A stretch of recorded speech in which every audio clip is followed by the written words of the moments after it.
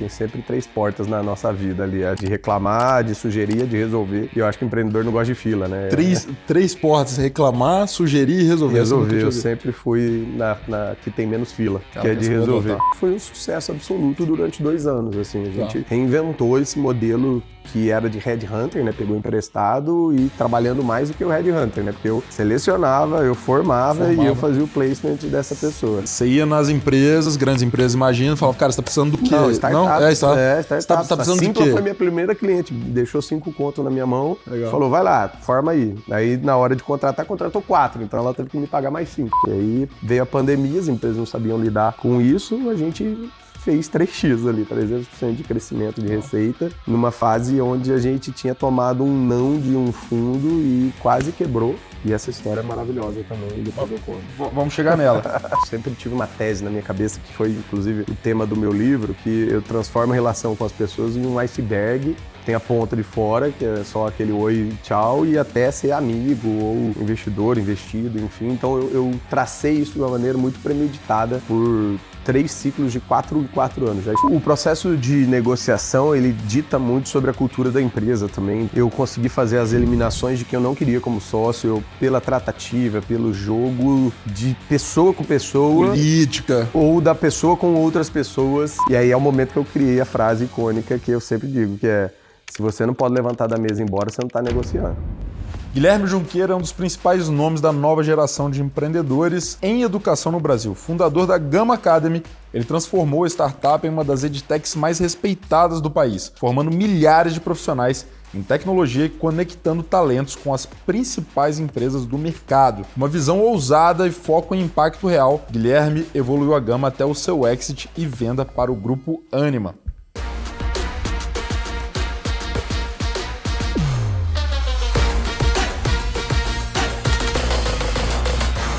Fala pessoal, sejam muito bem-vindos a mais um episódio do Zero ao Exit. Eu sou Rodrigo Miranda, CEO da VPX Company, também fui cofundador da Chip e da Zite. Nós estamos aqui na 2ª temporada e se você caiu de paraquedas, aqui é onde eu abro, no sofá da minha casa, todas as nuances, tudo que acontece no mundo do M&A, no mundo dos famosos exits de empreendedores que fundaram, cresceram e venderam suas companhias.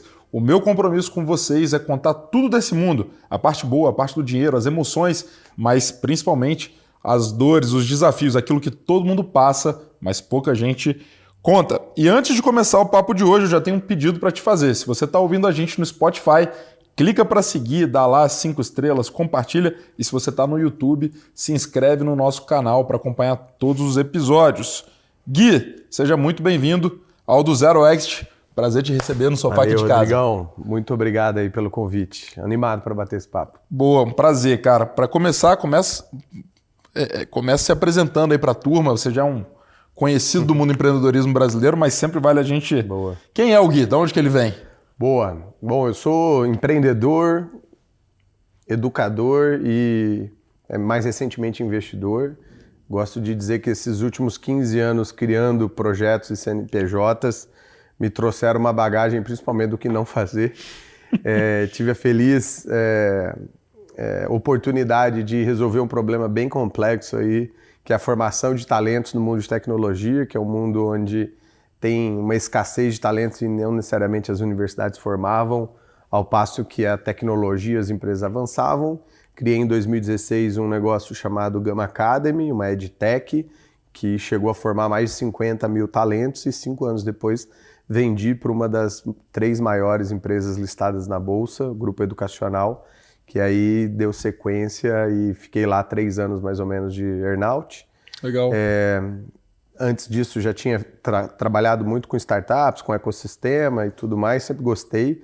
Eu brinco que os meus 3 E's são educação, emprego e empreendedorismo, as 3 coisas que mais impactam a sociedade e transformam realidades. E aí eu não podia ficar longe da sala de aula tanto tempo e eu voltei apenas para dar aula lá na Link, uma faculdade de empreendedorismo, e fui convidada pelo Álvaro para ser sócio e construir um projeto de termos uma Stanford brasileira aqui, trabalhar com tecnologia e AI, então continuo sempre no mundo de educação, que é a minha paixão. Sou fã demais da Link. De onde que vem a veia de educação? Eu acho que educação transformou a minha vida. Eu sou filho de mãe solteira, trabalhei no Ceasa com 14 anos de idade para ajudar em casa e sempre vi ali na educação o meu grande caminho de saída. Minha mãe pegava minha pensão para pagar inglês para mim. Todas as oportunidades que eu tinha, de qualquer graninha que tinha, eu fazia um curso, investia em mim. Então, os grandes saltos que eu tive na vida foi por conta de educação e toda essa transformação educacional me deu melhores empregos. E aí, esses melhores empregos, eu consegui ganhar mais e ganhar um pouco mais de autoridade, liderar a mim mesmo, daqui a pouco liderar um tema e liderar pessoas era um caminho natural. Depois que eu ganhei um pouco desse know-how, eu comecei a ver que empreendedor gosta de resolver problema, né? Tem sempre 3 portas na nossa vida ali, a de reclamar, a de sugerir, a de resolver. E eu acho que empreendedor não gosta de fila, né? Três portas, reclamar, sugerir e resolver. Resolver, eu sempre fui na que tem menos fila, que é de resolver. Então eu acho que educação ela tem um poder meio de juntar propósito e resultado numa coisa só, sabe? Todo aquele pragmatismo do resultado, de dar realmente ROI, né? Retorno, mas com o romantismo do propósito. E toda vez que eles estão separados, ou vira muita brisa, ou vira muito hardcore capitalista. Então, como que a gente faz as duas coisas? E no mundo de educação, ele, apesar de ser um mundo difícil para empreender, é algo que é apaixonante e vem daí, assim, eu nunca reprovei, mas nunca fui o melhor aluno, mas sempre fiz boas perguntas, tinha um perfil muito de ajudar ali os colegas e os professores, ao mesmo tempo eu via que quem mais aprendia na sala de aula era o professor. E aí era um doce engano das pessoas que achavam que eram os alunos. E aí eu tive um mentor que foi empreendedor em Endeavor, eu estava começando lá em Campo Grande ainda. Ele me falou assim, cara, eu queria te ajudar porque eu vejo muito potencial, mas você está um pouco perdido. E aí ele me fez a grande pergunta da minha vida. Ele falou, como que você quer morrer, Junqueira? Aí eu falei, porra, afogado não, atropelado não. Daí ele, não, idiota, eu não estou falando dessa morte física, eu quero saber como que você quer ser lembrado, qual vai ser o seu legado. E aí eu tive 1 minuto e meio ali para pensar e responder, eu quero ter uma empresa de dia e dar aula à noite. Na faculdade eu já era essa pessoa que fui começando a se provocar e teve uma aula icônica, assim, eu nem sabia o que era a palavra oratória, mas minha professora chamou para eu treinar uma galera que ia apresentar monografia do curso de letras, outro curso, não era nem do meu de administração. E ela falou, vai dar uma aula de oratória para a galera, porque eles estão tremendo lá para apresentar a monografia. E aí eu perguntei, o que é oratório, professor? Ela falou, é isso que você tem como dom aí. Né? Não fazia nada dos trabalhos na sala. Chegava 30 minutos antes, os meus colegas davam um download de tudo que eles tinham feito, eu ia lá, brilhava, tirava 10. Tinha outro que tinha feito pra caceta um monte de coisa do trabalho, não conseguia se fazer entender, tirava nota baixa. Então eu sempre tive um pouco desse ato do comunicador e foi dando aula ali que eu percebi que isso seria a minha vocação para a vida. Eu expliquei isso para ele, por que dar aula à noite, né? Porque uma tiazinha que foi lá, apresentou no curso de letras lá, a monografia, veio depois me agradecer, que eu mudei a vida dela. Sabe esses negócios que não tem preço? Então foi ali que eu peguei a palavra educação para o resto da vida e quero fazer isso para sempre. Dar aula é um grande presente para os dois lados. Total. Bom, minha mãe ela foi professora, foi minha professora inclusive. Que legal. Né? Então eu sou super suspeito e meus pais eram super simples, família super simples. Mas você fala, cara, meus pais me deram tudo, que foi, meu irmão, a melhor educação que eles podiam me dar. E esse negócio é insano, né? Muito bizarro. Esse negócio é insano. E um sócio meu, o Vincent, ele é belga, muito mais experiente. E ele fala, eu nunca vi esse estudo, mas ele fala que tem um estudo que mostra que as famílias que mais prosperam são famílias de filhos de professores. Sério? Que carregam o negócio da educação, etc. Legal. Negócio super bacana, eu sou fã demais. E acho que se tem uma coisa que esse mundo moderno, dos últimos 5, 7 anos, fez de muito bacana com o negócio de gurus e educação executiva, foi colocar a educação no lugar que ela merece, né? Hoje em dia a gente tem orgulho de falar, não, eu sou professor na Link, eu dou aula em não sei aonde, etc. Que eu acho que isso em algum momento era meio pejorativo. Minha mãe, ela fala isso, ela falava, né? Minha mãe falava, pô, tudo que eu queria para meus filhos é que eles não fossem professores. Eu, empreendedor, dou aula, mais aula do que trabalho às vezes dentro do escritório. Meu irmão é médico, dá aula também. Mas você vê como é que era a cabeça dela, né? Pô, criei meus filhos para não dar aula. E eu acho que nos últimos anos a gente colocou a educação no lugar que ela merece, né, cara? Assim, pode... E, pô, sem dúvida nenhuma. Ser uma fonte de remuneração importante. Fonte de remuneração, e, né? É claro que a gente está falando de. Pô, tem muitos professores muito mal remunerados no Brasil, a gente vive numa bolha aqui, mas eu acho que de alguma forma as pessoas têm tido mais orgulho de falar disso aí, né, cara? De dar aula, de participar do mundo da educação. E eu, pô, acho isso do caralho. Quando que você fundou a Gama? 2016. 2016, estamos falando de. Vai fazer quase 10 anos daqui a pouco. Poxa, nem tinha pensado nisso. Vai fazer quase 10. Eu sei, sabe por quê? Eu fundei a Zite em 2016. Em dezembro agora eu faço 10 anos de sociedade. Caramba. Com minha turma lá. E caraca, passa muito rápido. Passa muito rápido. Eu gosto sempre de saber assim, qual que era a tese, qual que era a insurgência, qual que era a oportunidade de mercado que você viu ali no início da Gama, até para entender, ela vingou dentro do modelo de negócio que você pensou lá no início, o que teve de pivotagem? Animal. Conta essa trajetória aí. Cara, essa pergunta é um baita de um déjà vu, que eu acho que é uma lição importantíssima para todo empreendedor. Eu vivi um mundo de explosão do tema tecnologia, startups, fundraising, de 2008, 2010 para frente, só se falava nisso. E eu estava, na época, empreendendo numa associação sem fins lucrativos de empresas passageiras, AB Startups, que eu sou um dos cofundadores. Então, você é um dos cofundadores? Era uma associação que ia ajudar empreendedores a vingar e a crescer, a ter com quem falar. E uma das coisas que mais os empreendedores, estou falando de Eric Santos, quando estava lá com a Predicta, uma empresa de consultoria, de Thales Gomes, que estava antes de EasyTax ainda. Então eu estou falando dessa época, tá? Tudo era mato. E dentro desta jornada, talento sempre foi um desafio. Pô, precisava contratar. E eu tentei ajudar enquanto ABS a resolver esse problema. Só que eu estava numa feira patrocinada pela Apex Brasil, no SXSW, South by Southwest. Que não é a Apex do Espírito Santo do Ferê. Não é a Apex, falamos do Fê hoje aqui. E eu era meio que a babá das startups lá, levava as missões e 20 startups, tudo mais. Estava numa feira, vi um stand animal gigantesco, resolva aqui o seu problema de talento, contrate profissionais de tecnologia e tal. Cheguei lá, a empresa se chamava General Assembly. Era uma escola que transformou o modelo educacional com bootcamps mais curtos e garantia emprego para a galera no final. Job Guarantee. Eu falei, cara, que foda essa proposta de valor. E atendia Facebook, Twitter, várias das empresas de tech lá. E eu falei, eu vou copiar vou tentar trazer esses caras para o Brasil. Tive uma outra oportunidade em 3, 4 meses, eu acho que era novembro, de março para novembro. Planejei mais ou menos o que eu queria fazer realmente da vida de educação. E estava num evento em Los Angeles, Venture LA, e aí organizado por um capixaba também, o Lucas, que era uma aceleradora que tinha lá em Startup. Isso. Só que ele estava morando já em Los Angeles. E aí estava o diretor, vice-presidente de expansão da General Assembly lá. Aí eu fiz aquele negócio que todo empreendedor que gosta de uma oportunidade, né? Se enfiei no quarto do hotel, fiz uns slides de um dia para o outro para mostrar o quanto o Brasil era foda e o quanto a gente tinha possibilidade e quanto eu era a pessoa certa para ser country manager da General Assembly no Brasil, que estava expandindo para caramba. Onde abriu uma WeWork, abria uma General Assembly. Os caras crescendo bizarro.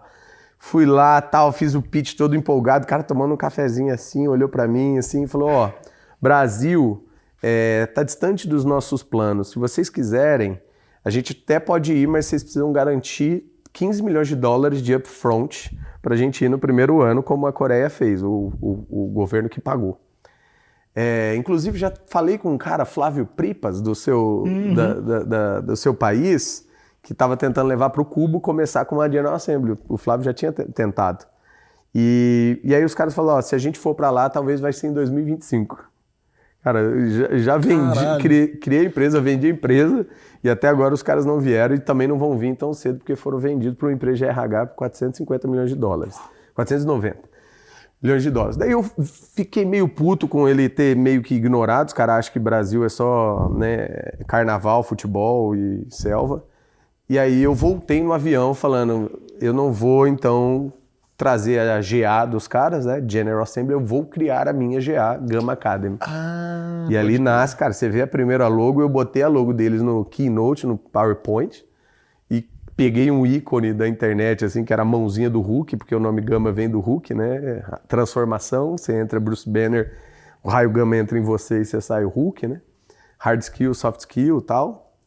E aí criei a Gama com esse benchmark, era para ser uma cópia da General Assembly. E me ferrei já na primeira. E a tese era talentos de diversas áreas. Bootcamps e diversas áreas.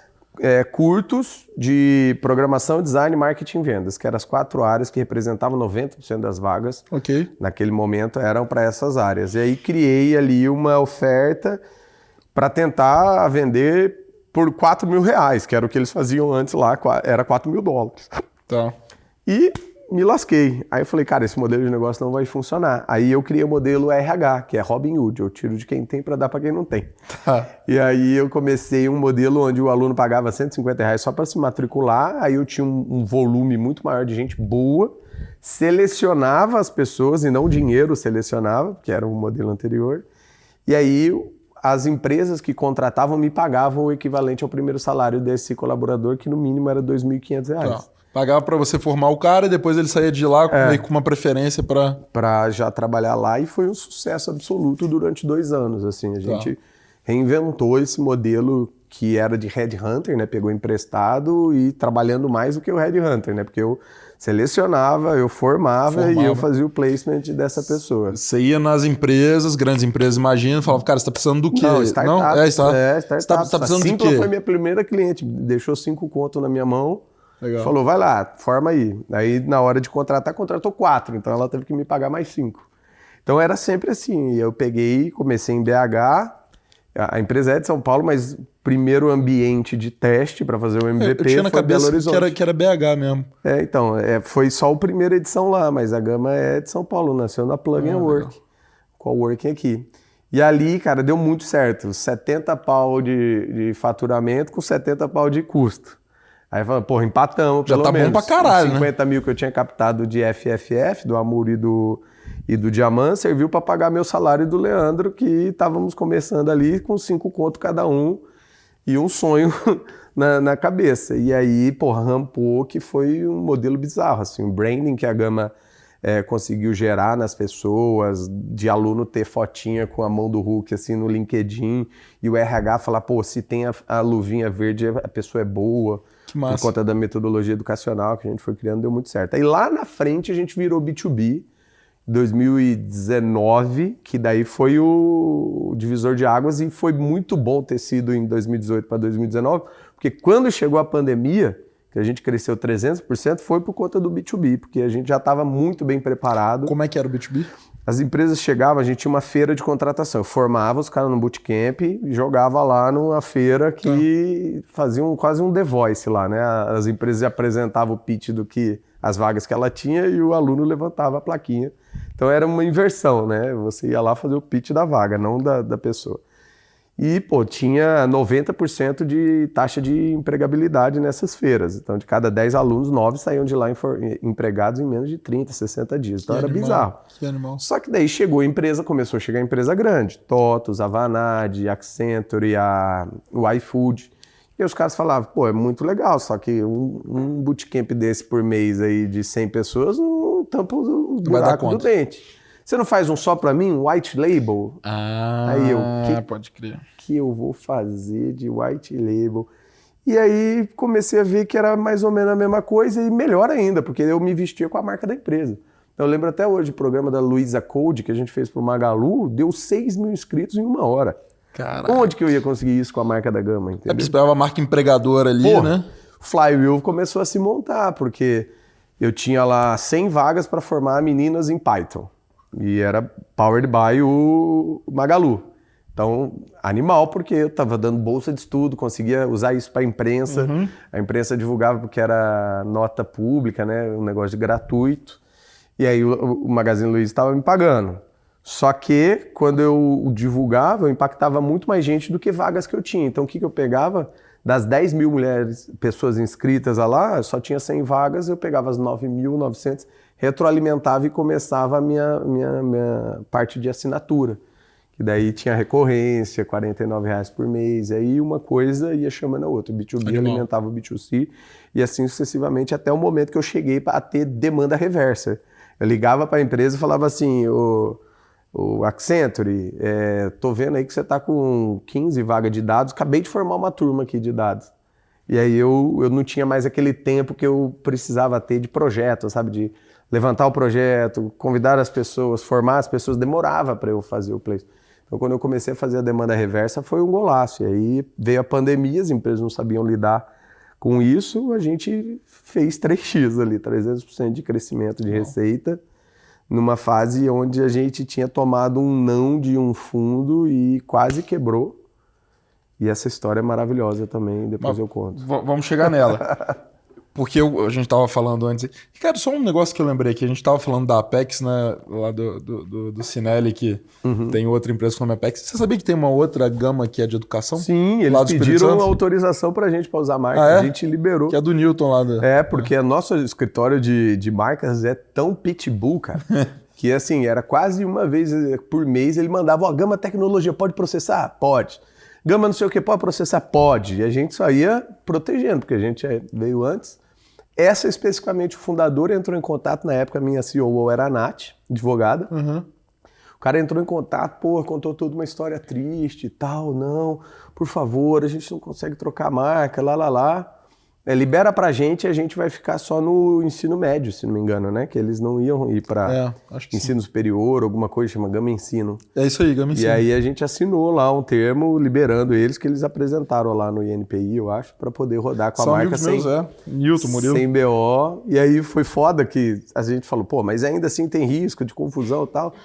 Mas o cara meio B2B, não vai ser tão conhecido. Aí os caras vai e me faz uma captação naqueles crowdfunding da vida, e aí um investidor meu manda, que porra é essa? Vamos proteger, vamos pra cima dos caras, tal. Eu falei, não, os caras é outro tese, outro segmento, já assinamos uma apaziguada, mas eu conheço eles. Boa. Eu também conheço algumas pessoas que foram investidores seus.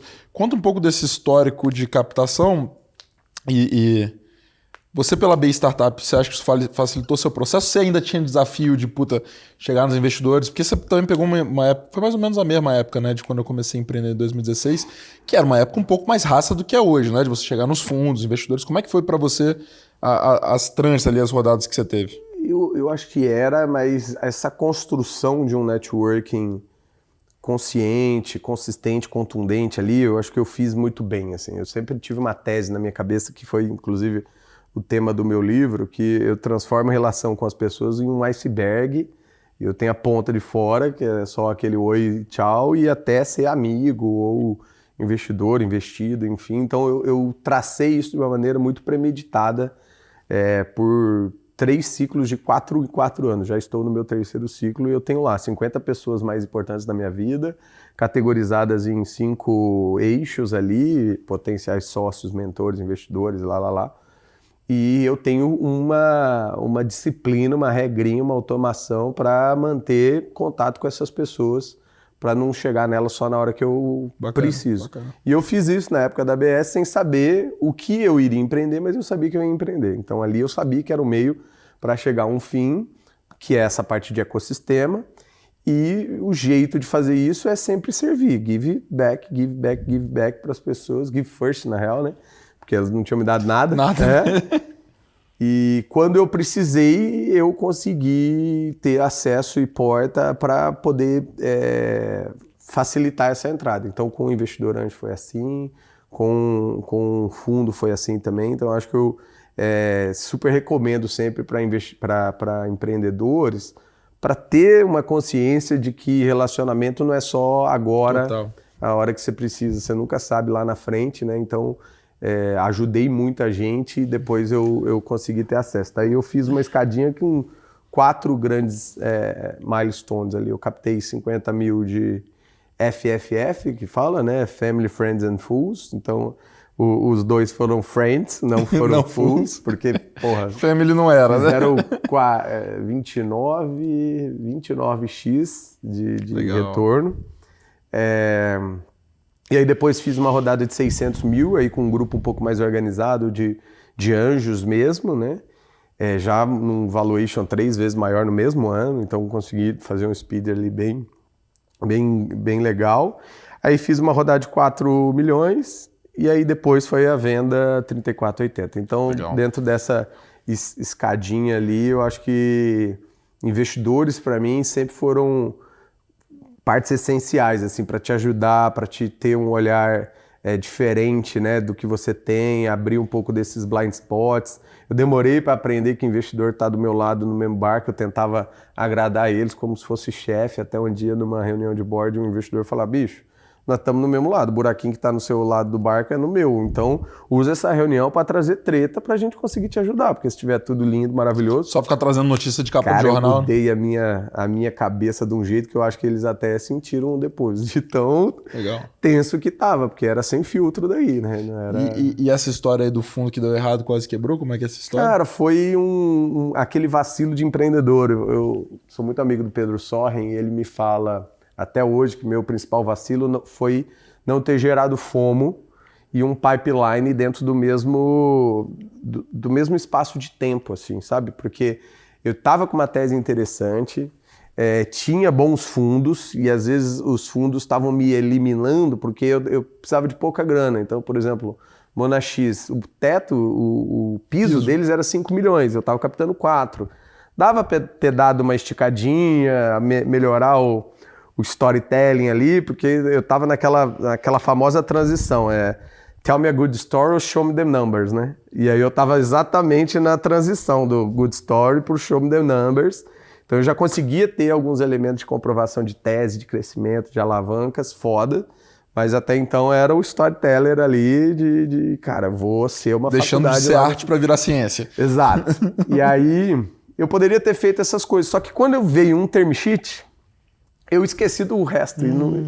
E aí achei que term sheet, eu lembro até hoje, estava num jantar, a gente tem um grupo de founders, chama Fight Club, e aí estava no jantar do final do ano, eu sentei do lado, acho que estava o Nardon, o Thales, o Blois e o Amuri, e aí eu cheguei e falei, pô, fechei a rodada. E pá, todo mundo... Pô, parabéns. E o Amuri já era meu investidor anjo, ele olhou para mim e falou assim, ó, não comemora term sheet. Comemora Pix na conta, nem tinha Pix na época, né? Comemora dinheiro na conta. Eu, não, Muri, já deu certo. Isso era dezembro, né? Começa do diligence, e aí vai mês para dentro, vai quase até março ali, acho que era fevereiro, talvez. E aí o investidor me liga de um fundo, desse fundo que tinha fechado, e falou assim, ó, cara, eu tô com algumas outras teses aqui. Nossa. E essas teses vão precisar de muito mais grana. E numa boa, quero te dizer que pô, a auditoria até elogiou lá, sem bola preta nenhuma ali, teve realmente algo muito bom ali na nossa demonstração. Só que eu vou precisar dessa grana para alocar em outro lugar que eu não estava esperando numa outra venture nossa aqui. Vou te agradecer a atenção aí, mas... Burnout, cara. Foi o primeiro dia que eu dormi igual um feto na minha cozinha. Chorando igual uma criança, sem saber onde é. E aí eu fiquei 2 dias meio fora do ar. Aí minha sócia na época, a Rosi, ligou pra Paty, minha esposa, o que tá acontecendo? Tá, dela, porra, eu acho que aconteceu alguma coisa aí com o investimento, que ele tá meio mal, não tá querendo falar e tal.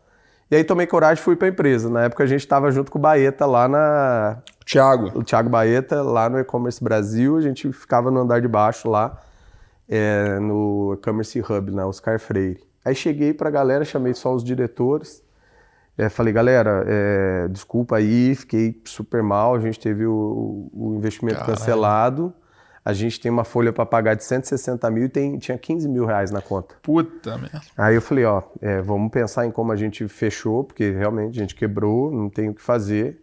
Cara, icônico, assim, tava uns 4 assim ao meu redor, CTO, CEO, COO, e a Rosi, que era COO.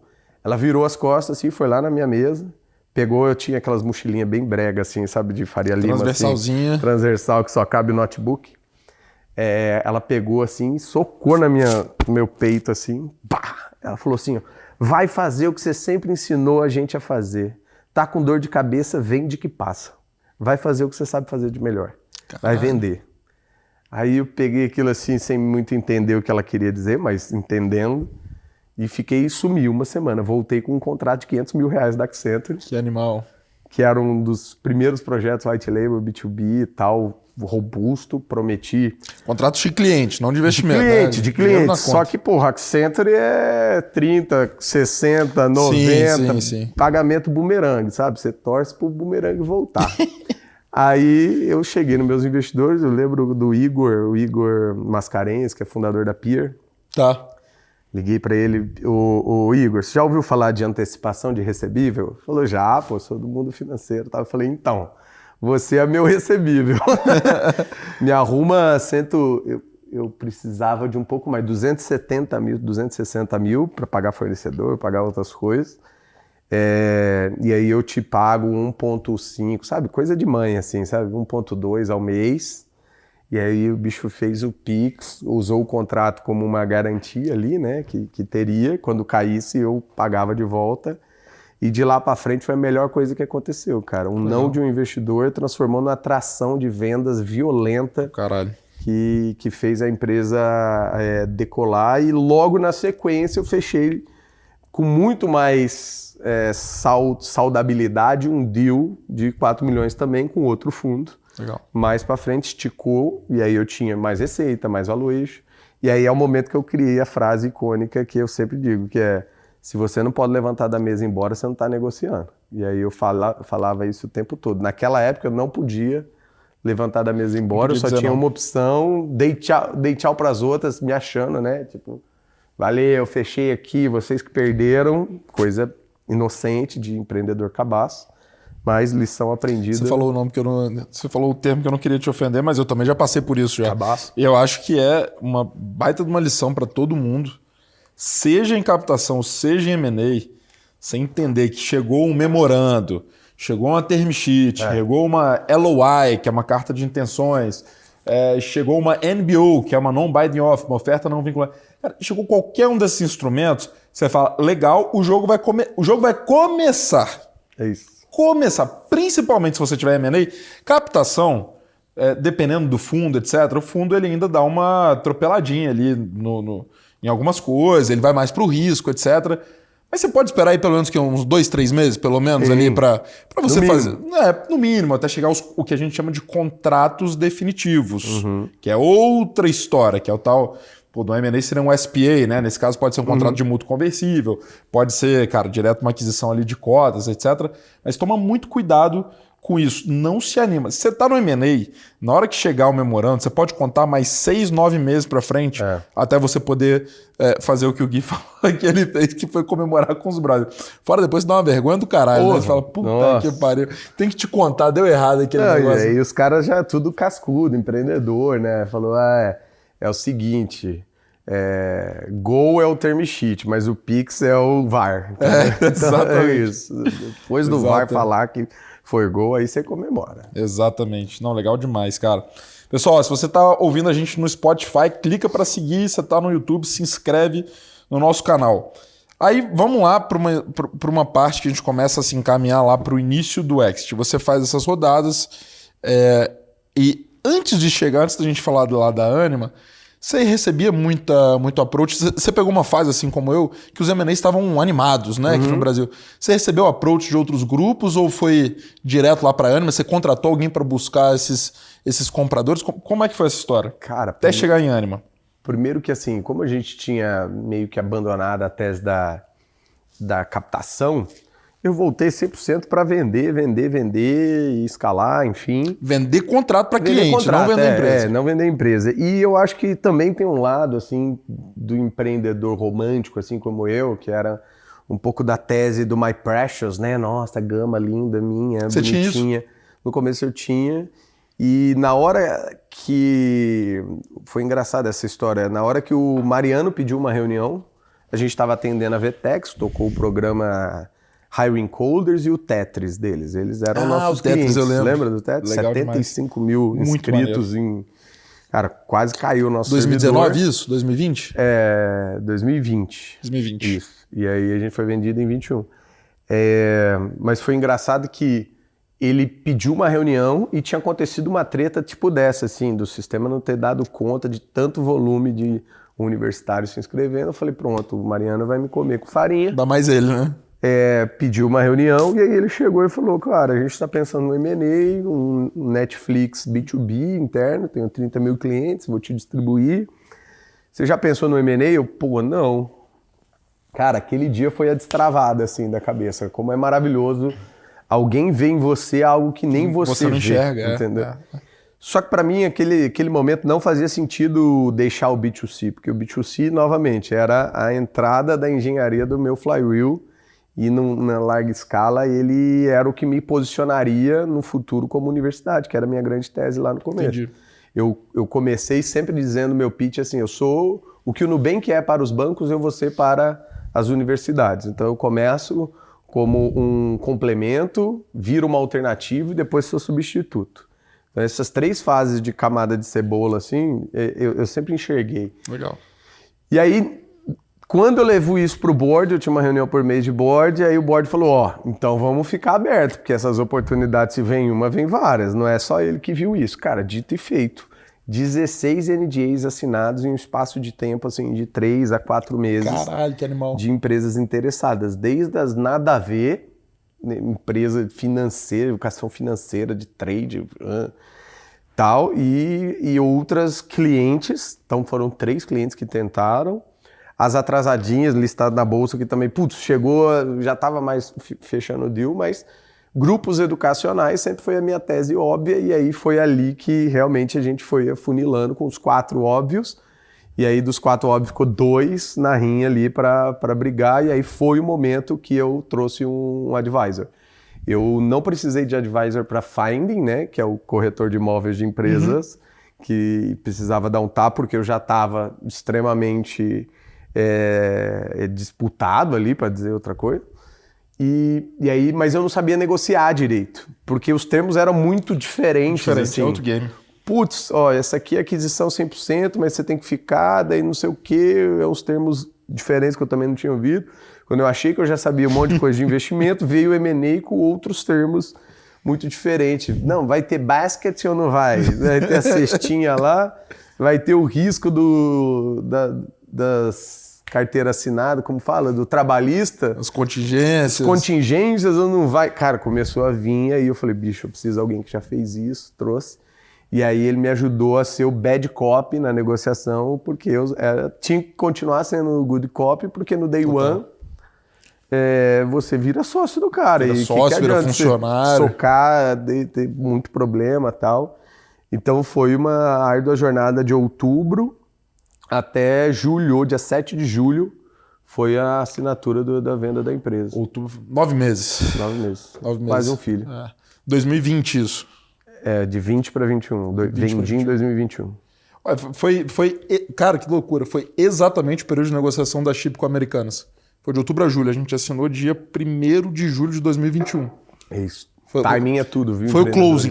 Timing é tudo. O closing nosso foi dia 1º de julho também. Caraca, foi o mesmo período. Olha aí. Junto. Só gente maneira nessa época fazendo M&A. 2 caras. E se olhar os gráficos, principalmente no meu mercado EdTech, depois, 2022, derreteu, cara. Mas não só no seu setor, né? Vários. A gente pegou a última janela, né?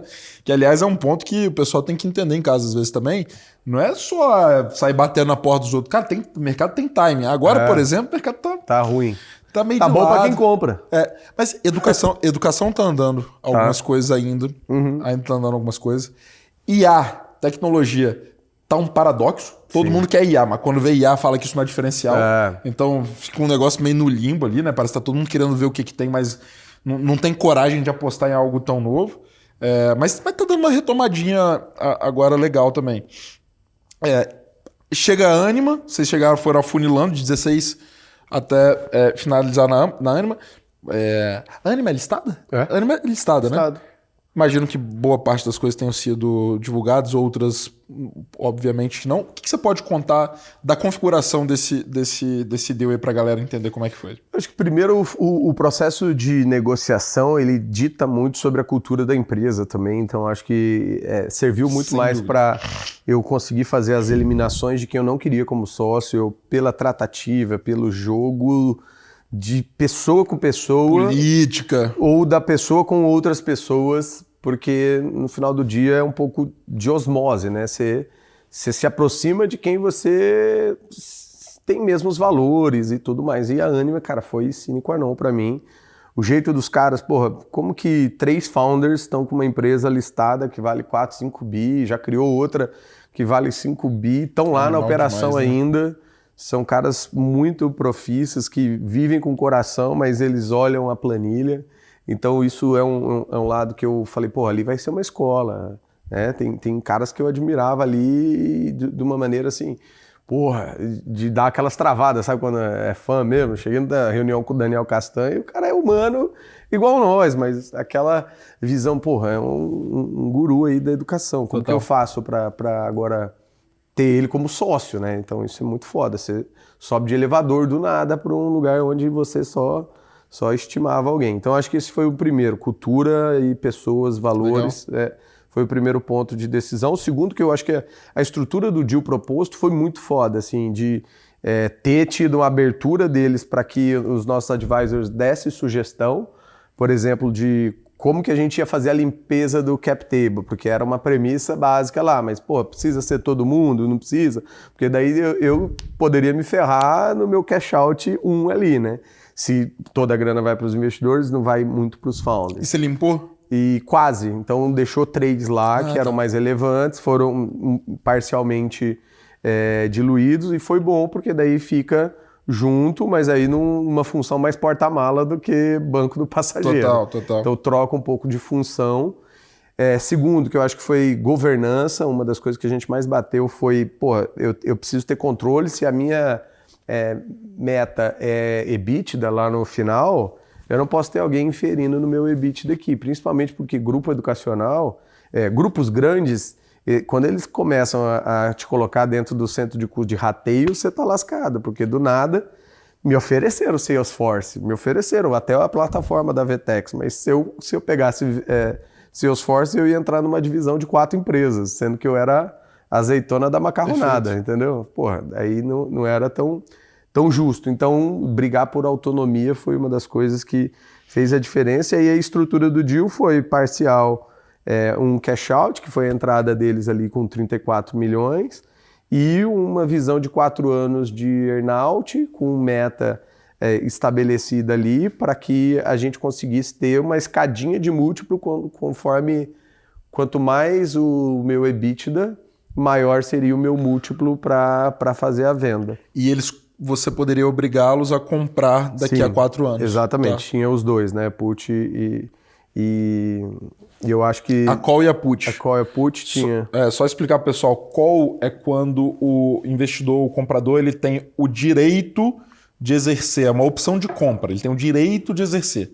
A put é o Gui conseguir fazer o comprador ser obrigado a comprar a parte dele. Então, tem alguns deals, ultimamente até menos, mas antigamente tinha muitos esses deals que, cara, eu vou entrar com 51% ou 60% e daqui a 4 anos tem uma estrutura de call e put. Eu tenho o direito de te comprar um múltiplo tal, ou você tem o direito de me obrigar a te comprar por um múltiplo XPTO, que pode ser o mesmo ou não. Né? Exatamente. E aí o nosso foi configurado como Path to Control por conta disso, né? O caminho para o controle, onde eu continuei majoritário e sendo ainda o presidente ali da companhia, mas já com eles dentro do board, toparam trazer um de mercado, que foi o meu próprio advisor ali, então foi legal, porque reconfigurou a estrutura de governança, de crescimento da empresa, ia ter auditoria anual, então você começa a ter um outro level. E trouxe também um nível de profissionalização ali para que a gente começasse a fazer as integrações, primeiro as financeiras, depois as integrações de marketing, vendas, usar os canais dele, que eram algumas dessas promessas, que eu acho que isso é o que acaba ferrando um pouco no earn-out, né? Porque a gente não mensura muito o resultado, mas a gente consegue mensurar o esforço. Mas mesmo que o esforço seja entregue e dado, o famoso equity suado ali, ele nem sempre sai como a gente gostaria, porque tem uma série de validações de como que a gente pesca naquele aquário de 400 mil alunos que a Ânima tinha. Então, esses desencontros acabam gerando, obviamente, algumas frustrações ao longo do caminho e colocando em xeque algumas dessas coisas de futuro que não sei quantos vieram aqui e falaram super bem de earnout. Não, mas o maior algoz do nosso podcast é o earnout. A minha sugestão é que mude o nome de earnout para cash out agora. Para check-out. A gente chama de earnout. Earnout. Não vai ter porra nenhuma. Que acaba frustrando um pouco, mas que no final do dia são grandes aprendizados também. Mas logo na assinatura você conseguiu fazer um cash out junto com, enfim, os outros sócios. Deu uma mudada de patamar na sua vida? Animal. Quero falar sobre isso. Antes da gente chegar nesse ponto, tem um QR Code aqui na tela, pessoal. Se você acha que você está nesse momento de venda, ou como o Gui lá, cara, será que alguém está enxergando alguma coisa que eu não estou vendo, etc. Se você está nesse momento, se você pensa sobre isso, lê esse QR Code que tem um formulário para você preencher as informações e o nosso time aqui da VPX vai entrar em contato com você para te ajudar a entender se esse é o seu momento e também, eventualmente, te assessorar, te ajudar nesse tipo de movimento. Gui, eu sempre gosto de fazer um bate-papo e eu acho que a gente chegou num momento bom, um bate-bola, na verdade. A gente chegou num momento bom aqui. Você ficou muito ansioso durante antes de entrar no bate-bola, você ficou muito ansioso durante o processo? Ficar arrastando assim o Itaú para ver o Pix é uma coisa muito natural, né, cara? Mas realmente dá uma ansiedade porque você meio que fica se beliscando. Eu acho que eu tinha duas. A gente teve embargo de imprensa para soltar a nota, né? Na Exame, no Valor e na Neofits, no Brasil Journal, algum desses três. E aí o embargo estava pronto, a gente entrou segunda-feira para o escritório jurídico e era para sair no final do dia. Empresa listada você nunca pode soltar durante o horário da bolsa aberta. Então ou era 7 da manhã ou 6 da tarde. E aí, toda a expectativa, release pronto, tal, nossa assessora de imprensa lá, o estilingue na mira, e aí, gente, segura aí, porque deu uma zica aqui. Quiseram botar um CFO no meu cangote e nos 45 do segundo tempo, aí eu fiz o bom e velho House of Cards ali para conseguir voltar com uma parada que já tinha decidido os 60 dias discutindo a porra de um contrato, porque nos 45 do segundo tempo vamos trocar. E aí entra a terça-feira de novo, eu falei, cara, e agora?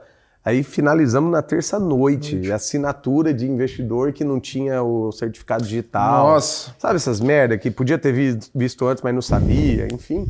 Aí sei que foi sair na quarta-feira, 7 da manhã, cara, o telefone ligando, e porra, um monte de gente dando parabéns e tal, e eu aqui, ó, porra, mas... Cadê? Na imprensa tô bambam, mas na conta, cadê, cara? Aí quando cai, puta que pariu, é um Gui, então assim. Vamos falar então aqui do nosso bate-bola. Não sei se na assinatura ou no Pix na conta, mas quem foi a primeira pessoa que você ligou ali depois que deu certo? Pra esposa, né? Claro. Já tinha uns filhos já? Já tinha um, né? O Theo é de 17. Não, já tinha os dois. Theo e a Lia. Então eu liguei pra ela, daí demos aquela leve chorada junto. Falei, amanhã a gente comemora com um jantar, vinho. Amanhã a gente comemora porque hoje não vai dar, eu tenho que trabalhar pra caralho. Já tava ali com um monte de reunião, acabei no churrasco de um amigo aleatório. Então foi muito engraçado, mas foi isso, assim, ligar pra ela. E qual foi a primeira coisa que você comprou com o dinheiro? Cara, comprei um Jaguar no débito. É o sedã ou... O grandão, porque pra caber os filhos, né, cara? Pelo amor de Deus. Tinha que ser F-Pace, senão não ia caber, né? Que carro legal. Mas foi engraçado porque eu não queria fazer nada, assim, preocupado com o dinheiro, com a aplicação, já com reunião com duas assets para conversar. E aí um brother meu, empreendedor, que vendeu empresa por Reclame Aqui, falou assim, bicho, se dá um presente, porque você... ralou pra isso, você tem que dar. E eu falei, mas eu não gosto sou ligado a essas porra de roupa, de relógio, nada.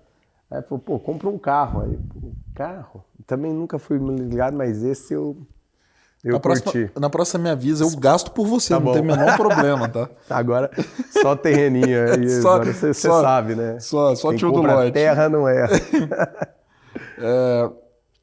Se você pudesse escolher uma coisa pra ter feito diferente na negociação, o que seria? eu acho que eu teria melhorado um pouco a negociação dos entregáveis do lado de lá. Assim. Do lado de lá. Eu acho que Sempre uma pica sempre isso. essa pica, assim. Sempre. Porque o comprador, e não tá errado, né? O comprador Sim. dita a regra ali. O comprador faz a gente se comprometer com várias entregas, earnout, etc. Mas ele, muitas vezes, ele tem que entregar umas coisas que não vai pro contrato, Exato. né? Não, pode até ir pelo contrato, mas, cara, pensa assim, que você não sabe ainda o tamanho da complexidade de navegar na empresa que tá te comprando. 18 mil funcionários, pô. Então, eu não imaginava que para disparar um e-mail marketing era uma sequência de conversas e... Aprovações. Aí, cara, você em vez de CEO, você vira CPO. Chief Palmolive Officer. Você tem que ser o sabonete ali. Sabonetão. Porra, foda. Então, eu mudaria isso. Momento mais difícil da negociação. Cara, eu acho que teve um dia que eu quase infartei ali, que é a hora que você percebe que todas aquelas premissas que você já tinha negociado caíram e parece que vai cagar o deal. Isso nos 45 do segundo tempo, onde você só pensa na conta bancária, no after, nas pessoas que vão ser impactadas. E aquele momento eu realmente, cara, falei, vai dar merda. Eu acho que foi um piripaque ali que eu tive, talvez. Rivotril cantor. Rivotril cantor. Qual cláusula que não pode deixar de ter num contrato de M&A quando você está vendendo? Cara, governança é tudo, assim, eu acho que todas as cláusulas que te protegem, até para poder aumentar seu salário, para poder ter autonomia para vetar ou vender, para vetar ou votar, para mim são as prioridades, assim, não se iluda com um conselho que parece Total. que você é dono, mas não é. Total. E quem que você conhece, gente, pra cacete, você já citou vários aqui, quem que você conhece que fez um M&A que você fala, puta, esse M&A que foi maneiro, seja de ser interessante ou emocionante, ou que deu muito certo, que deu muito dinheiro? Cara, esse foi icônico, porque eu sabia como era o interior da cozinha antes, os desafios que ele ia ter para captar, já era um desafio. Imagina eu fazer um M&A. Rodrigo Rico, da Octadesk, foi um dos caras mais brilhantes e tá lá voando hoje na Local Web, que é um caso raro, né, de empresa que é vendida e o founder escolhe continuar lá por conta da cultura, do projeto, do que vai fazer, sem precisar. Mas eu já entrevistei aqui o Rodrigo Dantas, que vendeu a Vind para a Local Web. Já ouvi outras pessoas falando Local Web e todo mundo fala muito bem. É isso. Assim, no off, né? Sem estar com o REC ligado ali, cara. Eu já ouvi várias pessoas falando bem da Local Web como comprador. Isso é muito raro. Muito foda. É muito raro, né? A gente falou aqui de Vetex, que também tem a fama animal enquanto comprador, etc. Mas é raríssimo, raríssimo. Vamos botar, Marcelinho, vamos botar na lista aí de... O Gui vai ajudar, Falei pra ela que eu vou fazer vai ajudar a conectar lá. Tem uns 3 aí, brothers, que eu vou E eu já fui cliente já deles, já. Vai são ser muito legal, bons, vai são ser muito legal bons. ouvir essa história. Muito bom, cara. Vamos encaminhando aqui pro nosso final, mas falar sobre essa vida pós-exit. Imagino que um pouco mais tranquila, com muito trabalho. Eu falo assim, cara, existe uma diferença entre estar cansado e estar estressado. Uhum. Eu acho que depois de um evento de liquidez, etc., depois você pode dar um conforto para sua família, você cansa, mas você estressa menos. Sim. Você tem um espaço para respirar, etc. Como é que foi o período ali durante, né, para você? Você já falou um pouco sobre isso, mas principalmente no momento que você decide sair. Ou que vocês acordaram, não sei qual que é a história, o que você pode falar. Você tinha ideia de empreender de novo? Queria abrir outra startup? Qual que era a sua cabeça ali quando você falou, puta, cara, acho que eu tô finalizando minha jornada aqui? Definitivamente não. Eu falei, eu vou tirar o tal sabático que todo mundo falou, quase que fiquei maluco. Virei síndico do meu condomínio, pra você ter ideia de tão à toa que eu tava. Escrevi um livro isso eu recomendo pra caceta. O ato de escrever um livro foram 8 meses ali. Bernardinho como prefácio. E é uma transformação de vida de pessoas aleatórias que te mandam mensagem. Cara, o exercício da página 62 me matou aqui e tal. Então isso é muito foda. Mas eu não aguentei e comecei a voltar para devolver. Então acho que educação empreendedora é a minha grande jornada de vida. E eu quero poder investir, mentorar, ser advisor de empreendedor que realmente é pragmático como eu, mas quer levar a vida leve também, mas quer também encurtar tempo, que é o maior ativo da nossa vida, bicho.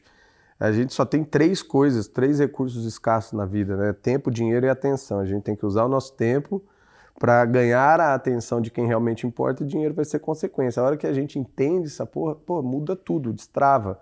E na vida pessoal a mesma coisa. Eu tenho o meu tempo na terra para dar e receber amor das pessoas que a gente gosta, que é bem, e é inevitável a morte. Essas são as 3 abstrações da vida. Não tem como explicar, não tem como tangibilizar. Para cada um tem um significado, mas ninguém consegue fugir delas. Se eu junto essas 3 numa coisa só, eu falei, bicho, é isso que eu vou fazer para a vida, e eu acho que estar perto de educação e hoje podendo empreender na Link, começando num estágio completamente diferente, com uma marca completamente diferente, mas alçando voos e sonhos muito mais cabeludos do que eu poderia sonhar junto, é muito fortalecedor. A gente quer ter um unicórnio, um Nobel e 100 patentes. Olha o tamanho desse sonho grande, cara. Dá para você fazer ele, talvez começando do 0? Mas porra, começando do 100 ali, eu acho que a gente já vai para um outro patamar, e é isso um pouco da minha cabeça hoje, assim. E com um cara que é um dos empreendedores mais raiz que a gente tem aqui da cena, né? Que respira empreendedorismo, que ele efetivamente consegue influenciar uma nação, e conseguiu, né, construir esse fenômeno que é a Link, e que só está começando. O que você está fazendo lá? Hoje eu sou head da Link School of Tech, tem esse grande sonho de ser uma Stanford brasileira, criando cursos de inteligência artificial, desde formações reguladas a não reguladas, para potencializar as ideias dos nossos empreendedores ali, porque no final do dia, escala, impacto dependem de tecnologia, e é isso que os nossos alunos ali estão, talvez, com a oportunidade do mundo ali para conseguir fazer. Então, dali vai sair realmente a próxima grande leva de bons empreendedores brasileiros. Cara, eu sou fã da Link desde quando estava começando. Eu sou alucinado com educação. Acho o Álvaro... eu tive com ele presencialmente muito rápido, uma vez só, não conheci ele presencialmente, mas falei com ele muito no telefone, porque eu queria ser sócio da Link lá no início. E acho uma das coisas mais incríveis dos últimos tempos, né, cara, que foi essa escola de empreendedorismo. Acho que todo semestre eu vou lá dar uma aula. Eu acho do caralho quando eu vejo um moleque de 17, 18 anos levantando a mão e falando, não, porque lá na minha empresa, eu falo, lá onde? O que você tava fazendo com 17 anos? Tomando balalaica lá no Espírito Santo. Lá em Guarapari, cara, tava lá na Mais, lá em Guarapari. Lá. Eu também. Sabia nem o que eu tava fazendo, meu irmão. Pô, os moleques o último menino que ganhou o Demodei agora, 900 mil de LTM, last 12 months. Ele, o pai dele, numa empresa de educação, o guri tem 18 anos, cara. Não, absurdo. Aí é bizarro. Sou muito fã do que vocês fazem. Gui, cara, só tenho que te agradecer por esse papo, por abrir aí também detalhes. Eu acho que, você é um cara que eu acompanho há muitos anos. Prazer te receber aqui. Deixa uma mensagem aí pra turma que tá empreendendo, pra turma que quer seguir uma trajetória como a sua, seja na educação ou não, mas acho que acima de tudo uma história de empreendedorismo, de resiliência e de um cara que, tá alçando outros voos, né? Subindo de altitude, né? Então deixa uma mensagem pra turma aí. Galera, sucesso vem da noite pro dia. Em 10 anos de muito suor e sacrifício, com consistência, paciência e resiliência, todo mundo, eu acho que consegue tirar um cadinho da sua jornada, da sua história, e ajudar outras pessoas, porque no final do dia o que importa é isso na vida, né? A gente olhar para trás e ver que dá para juntar os pontos, e isso vai chamar legado. Irmão, obrigado. Tamo junto. Do caralho. Valeu. Pessoal, esse foi mais um episódio aqui do Zero ao Exit. Não deixe de me seguir no Instagram, @oRodrigoMiranda, e também a VPX, @VPXCompany. Segue a gente lá no Spotify, se inscreve no canal do YouTube, dá 5 estrelas, dá like, compartilha pra gente levar esse conteúdo espetacular. Isso aqui, cara, é coisa de primeiríssima linha. Poucas vezes a gente vê gente desse calibre falando tão abertamente sobre coisas tão sensíveis e que a gente tem tanto a aprender. Então, por favor, compartilhem, deixem seus comentários, feedbacks. Obrigado. A gente se vê no próximo episódio.